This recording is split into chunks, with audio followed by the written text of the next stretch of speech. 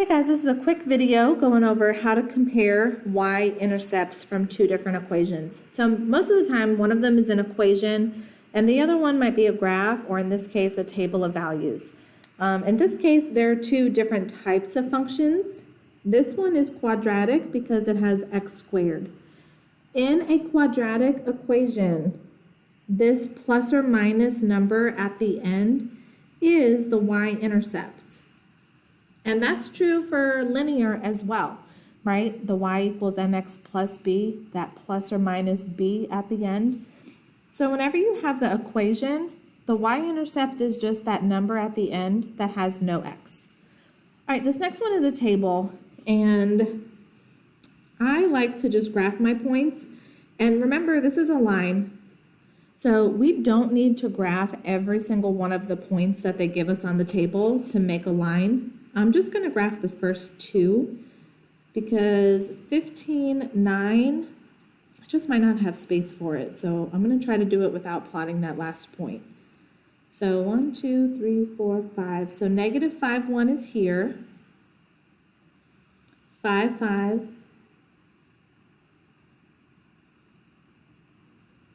There's 5, 5. So I just plotted the first two.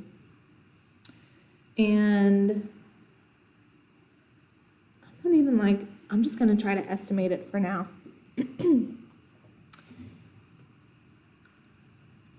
So let's see if I can get a little bit closer to the correct y-intercept. I'm going to find the rate of change between these 2 points.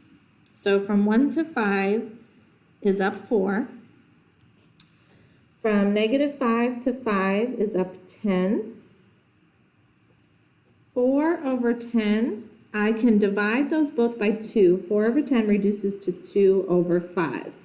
So that means up 2 over 5.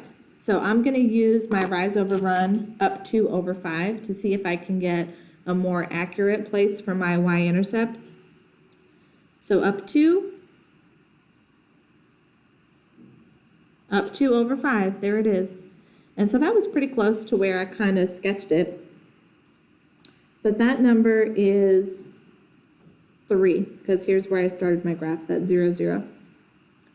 All right, so the distance between 12 and 3. 12 minus 3 is 9. So that's my answer, 9. All right, we have the next one. Same idea. They gave us an equation. I know whenever I have an equation, that last number in the equation is my y-intercept. Again, they've given us a table. Again, I'm just going to try to do the first 2 points because I might not have room, and I might not have even left myself enough room to go up to 10. I should have checked that first. Nope, I didn't even leave myself enough room. I'm going to have to move my line down. I'm going to move my line down to here. Let me get a different color. Here's my x-axis, here's my y-axis. Didn't leave myself enough room. All right, so negative 3, 4. There's negative 3, 4. 6, 10.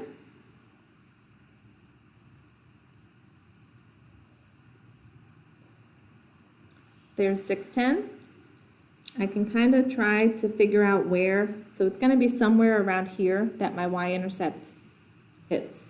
I'm going to again use the rate of change to help me get a more accurate answer. So 4 to 10 is up 6. Negative 3 to 6 is up 9. 6 over 9, I can divide both of those numbers by 3. 6 divided by 3 is 2. 9 divided by 3 is 3. So I'm looking to go up 2 over 3.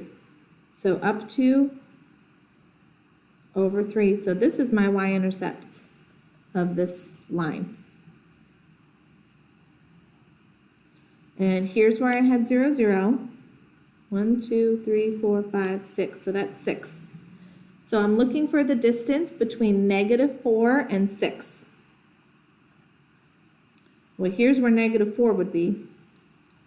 So between -4 and 6, this is 10 blocks. So my answer would be 10.